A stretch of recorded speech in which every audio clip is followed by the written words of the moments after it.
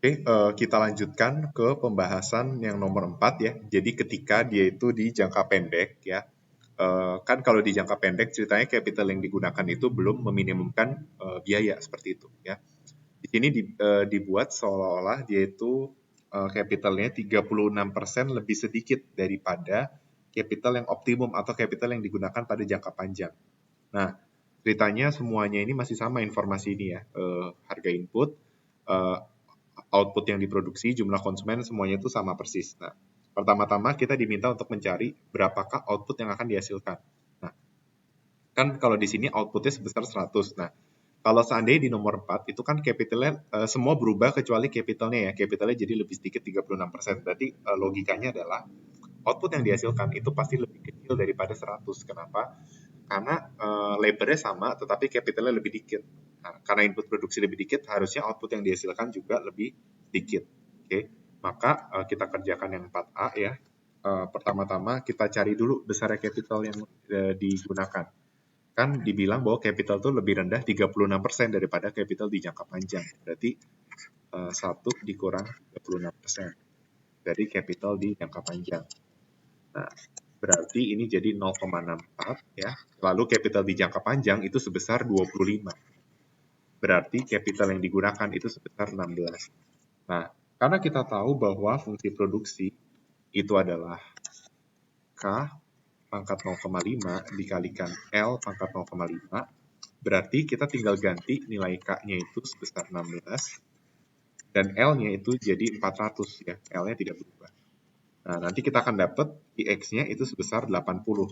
Terbukti bahwa output yang dihasilkan itu lebih rendah. Kan tadi 100 ya. Ketika capitalnya berkurang jadi 16, maka outputnya menjadi sebesar 80. Oke.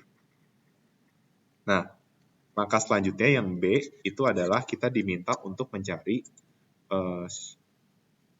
harga di jangka pendek. Nah, berarti harga itu adalah short run marginal cost. Short run marginal cost. Nah, kan short run cost-nya tadi kalian udah dapat ya formatnya ya.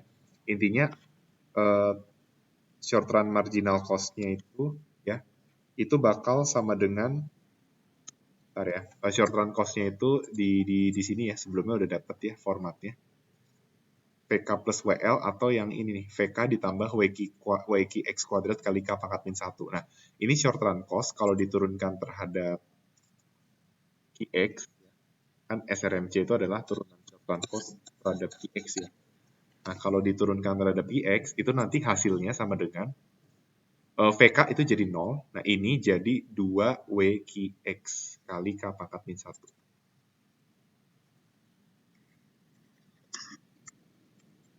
Oke. Nah, weight-nya tetap 16. Nah, QX-nya berubah jadi 80. Capital-nya berubah jadi 16. Nah, nanti kalian akan dapat hasilnya harga sama dengan SRMC. Harga X yang baru itu sama dengan 160. Nah, dari sini sendiri kita udah bisa menarik kesimpulan, bukan menarik kesimpulan, maksudnya kita bisa mengetahui bahwa oh memang benar ternyata kenaikan penurunan jumlah capital itu menyebabkan harga equilibrium itu meningkat. Tadinya kan 128. Ya, jadi selain capital itu menyebabkan quantity tiap perusahaan itu turun, dan itu juga berpengaruh terhadap harga outputnya ya, dan marginal cost-nya itu meningkat dari 128 jadi 160. Oke. Nah, terus kita lanjutkan ke yang C ya. Yang C itu kita disuruh untuk mencari jumlah produsen di pasar saat ini. Jika jumlah konsumen saat ini adalah 3.200. Nah, ini bisa pakai cara yang tadi atau nah sekarang saya mau pakai pendekatan lain ya. Kalau tadi kan saya pakai yang C ini pendekatannya saya masukin informasi harga ya. Nah, sekarang saya mau pakai cara lain ya. Cara lainnya itu adalah saya pakai informasi ini. X sama dengan 0,5 HMN yang ini. Kalian udah dapat ya format key equilibrium itu sama dengan yang 0,5 dikalikan HMNW ya kalau nggak salah.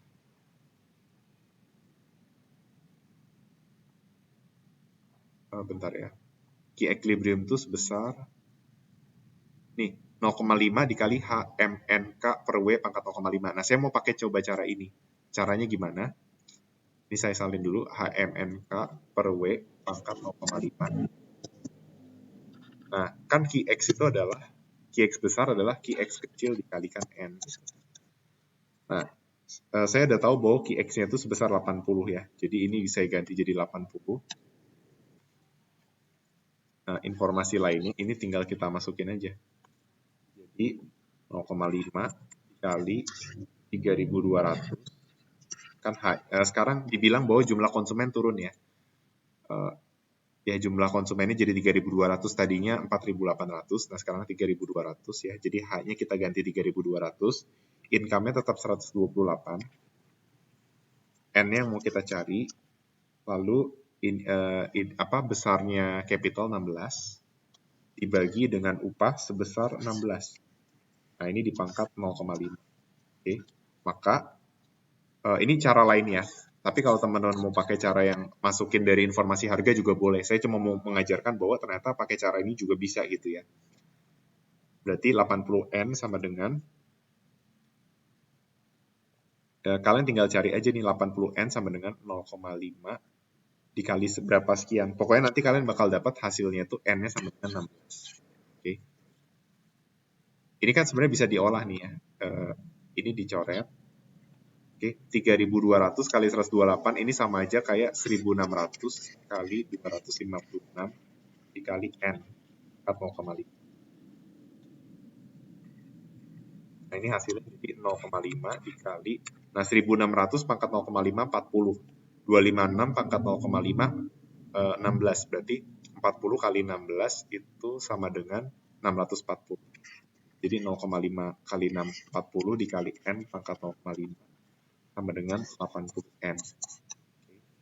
Ini hasilnya adalah 320 kali N pangkat 0,5, ini 80N. Oke. Ini pindah ke sini jadi N pangkat 0,5. Ini pindah ke sini jadi 4. Nah, dari sinilah kita kuadratin. Dapatlah N sama dengan 16. Nah, terbukti ya bahwa ini kita ngelihatnya secara backward ya. Jadi kan kalau kita lihat kan kita tahu bahwa capital itu lebih kecil sebesar 36% kan daripada jangka panjang. Berarti kalau kita lihat backward apa? Ketika di pasar capitalnya 16 atau lebih kecil dari optimal, maka di jangka panjang capital itu akan bertambah dan impact-nya juga jumlah pemain itu akan meningkat dari 16 ke 20 seperti itu. Dan ini bisa kita tebak sebenarnya pasar ini akan mengalami negative economic profit gitu. Kita cek aja. Nah, terus yang D itu besarnya quantity, berarti tinggal masukin ya 80N ya. Kan Qx kali N. Berarti 80 kali 6, masing-masing pasar 80 dikalikan 16, nanti hasilnya adalah 1.280. Untuk masing-masing pasar. Oke, lalu lanjut yang E ya. Yang E itu adalah kita disuruh mencari individual demand. Nah, kita udah tahu di market itu berapa, lalu dibagi dengan jumlah konsumen saat ini. Hasilnya adalah 1.280 dibagi 3.200. Hasilnya adalah 0,40. Seperti itu. Nah, kita bisa lihat individual demand-nya turun ya, karena tadi output equilibrium-nya turun. Kan tadinya mula-mula output equilibrium-nya di atas 1.280 ya. Kalian bisa cek gitu ya. Berapakah output di jangka panjang. Seperti itu. Hasilnya tuh output di jangka panjang tuh hasilnya sebesar 2048. Nah, gara-gara capitalnya lebih kecil di jangka pendek tuh outputnya sebesar 1.280. Jadi ada, dan ternyata di individual demand juga turun jadi 0,40. Oke. Berarti di jangka panjang individual demand naik gitu ya. Nah, sekarang yang F. Yang F itu disuruh mencari besarnya profit. Nah, yang F itu besarnya profit jangka pendek. Nah, ini jawabannya pasti dia karena capitalnya lebih sedikit ya. Nah, tadi sorry ya, tebakan profitnya bukan negatif economic profit tapi bakal positif economic profit ya. Kenapa? Karena harganya cenderung lebih tinggi daripada, jadi ketika capital turun ya, harga itu jadi lebih tinggi quantity lebih kecil, nah tapi profitnya itu jadi profitnya jadi lebih tinggi. Nah kenapa? Nanti kita akan kaitkan jawabannya dengan yang ini, increasing, decreasing, atau constantly to scale. Ya. Sekarang kita cari dulu aja besarnya profit. Nah, besarnya profit kita bisa pakai rumus yang udah kita dapat dari sini nih.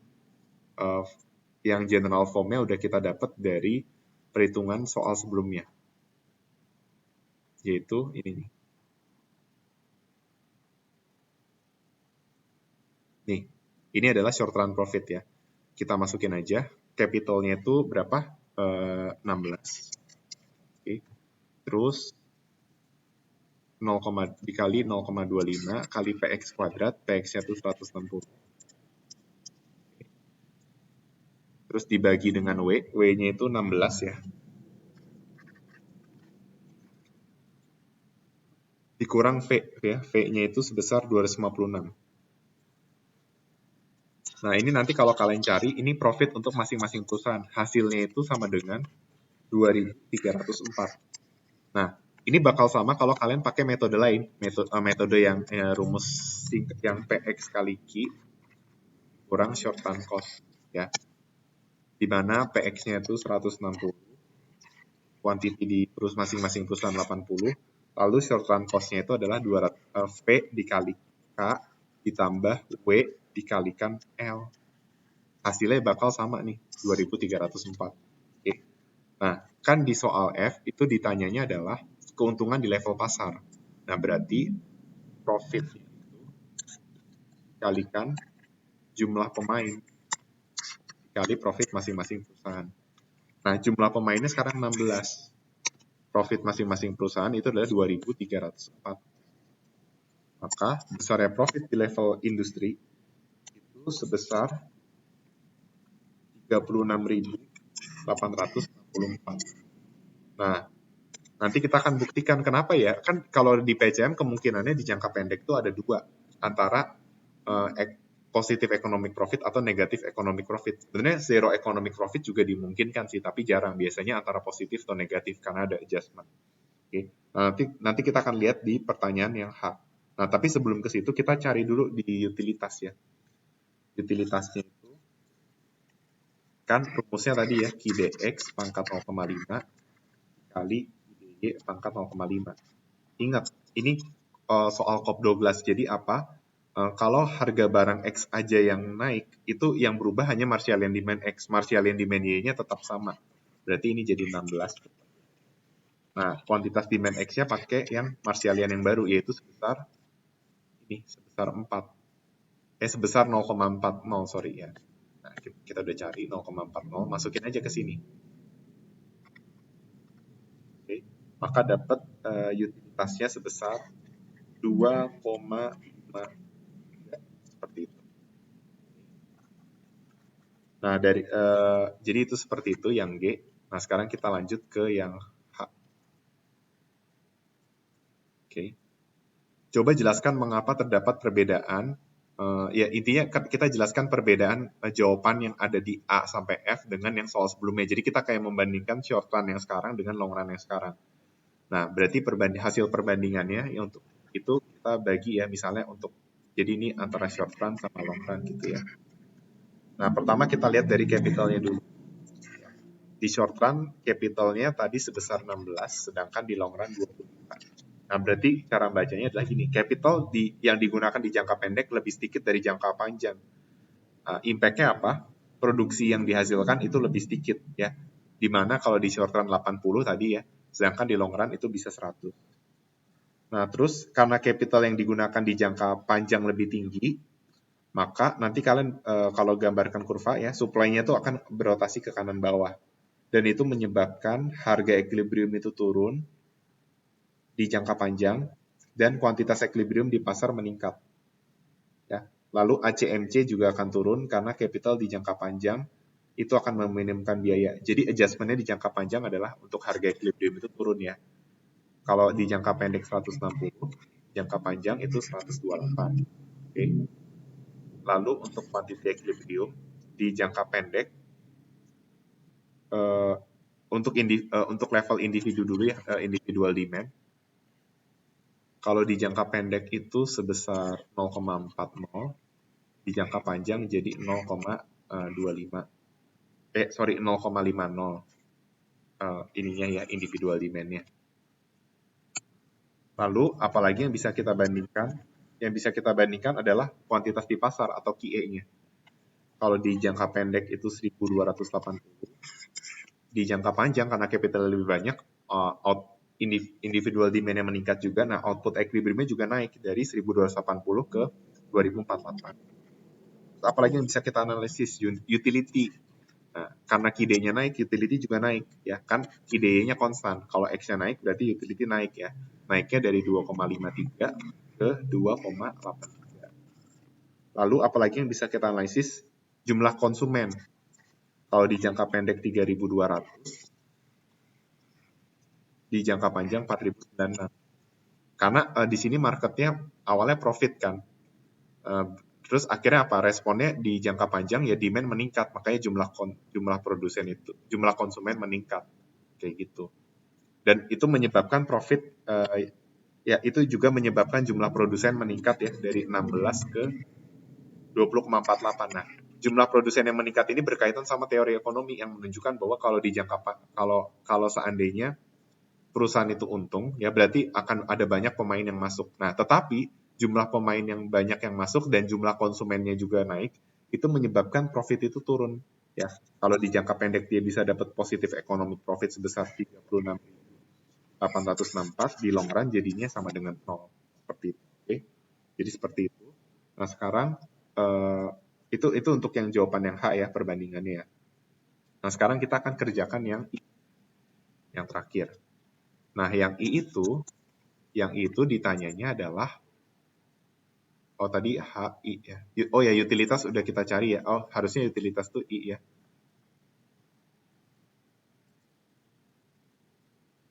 Keuntungan jam.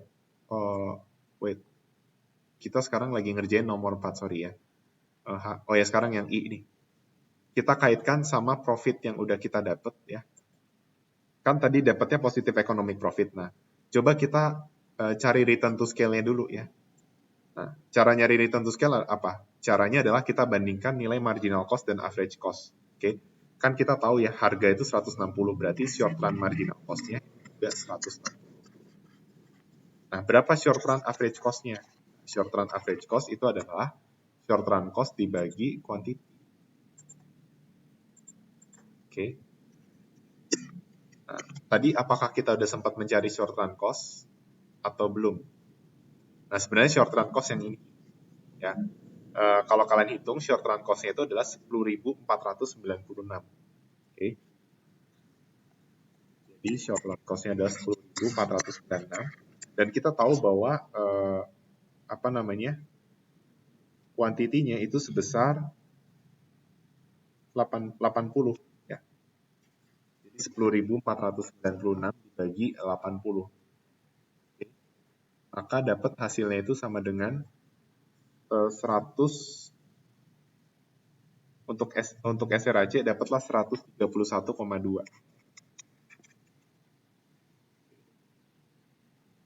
131,20. Nah, berarti kita dapat kesimpulan apa? Kalau SRMC-nya 160, SRAC-nya 131,20, artinya apa? SRMC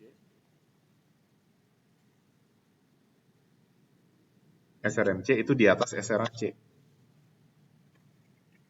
Berarti ini apa? Ini adalah decreasing return to scale. Seperti itu. Nah, karena di pasar persaingan sempurna harga sama dengan marginal cost, berarti kalau marginal cost lebih besar dari average cost, itu menunjukkan bahwa harga itu lebih besar dari average cost. Makanya profitnya itu positif. Jadi terbukti bahwa di nomor 4 ini memang akan mengalami positif economic profit. Kenapa? Karena beroperasi di decreasing return to scale. Ya, di mana P sama dengan MC, kalau SRMC di atas SRAC berarti harga di atas average cost. Seperti itu. Oke. Jadi ini adalah yang terjadi kalau capital yang digunakan di jangka pendek itu lebih dikit dari di jangka panjang. Ternyata profitnya itu jadi lebih gede daripada di jangka panjang atau mendapatkan positif economic profit. Nah, berarti hasilnya akan berbanding terbalik kalau seandainya di jangka pendek capital yang digunakan itu lebih banyak dari jangka panjang atau sama-sama tidak meminimumkan biaya. Ya, berarti kondisinya kebalik. Nanti kita akan lihat di video selanjutnya, harganya bukannya lebih tinggi tapi lebih rendah, kuantitinya juga lebih rendah, kuantiti lebih tinggi, ya. Terus utility-nya bukan lebih kecil tapi meningkat. Terus dari segi jumlah konsumen itu seharusnya diresponnya lebih tinggi ya di short run-nya karena capital lebih banyak. Lalu jumlah produsen juga harusnya lebih banyak. Atau di long run nantinya mereka pada exit gitu. Karena di short run rugi, di long run pada exit dan itu menyebabkan jadi zero economic profit. Oke. Silakan saksikan video selanjutnya untuk penutupnya. Oke. Terima kasih atas perhatiannya.